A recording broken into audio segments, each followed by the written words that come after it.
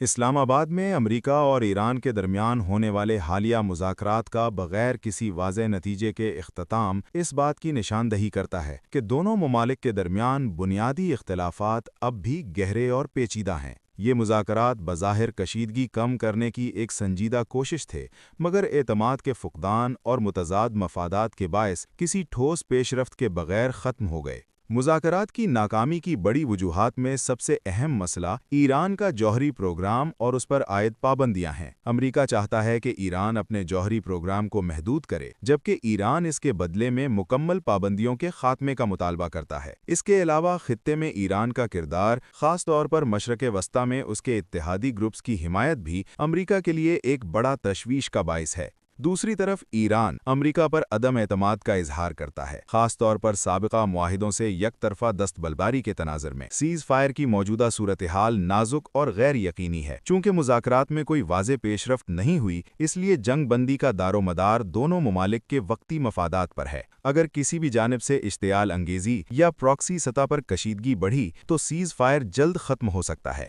تاہم عالمی دباؤ اور خطے کی حساس صورتحال کے پیش نظر فوری جنگ کا امکان کم مگر مکمل طور پر خارج از امکان نہیں۔ خطے میں پائیدار امن کا قیام فی الحال ایک مشکل ہدف دکھائی دیتا ہے۔ جب تک دونوں ممالک اپنے بنیادی تنازعات، خاص طور پر جوہری پروگرام، پابندیاں اور علاقائی اثر و رسوخ پر لچک نہیں دکھاتے، امن عارضی نوعیت کا ہی رہے گا۔ البتہ سفارتی رابطوں کا تسلسل ایک مثبت اشارہ ہے، جو مستقبل میں کسی بڑے معاہدے کی بنیاد بن سکتا ہے۔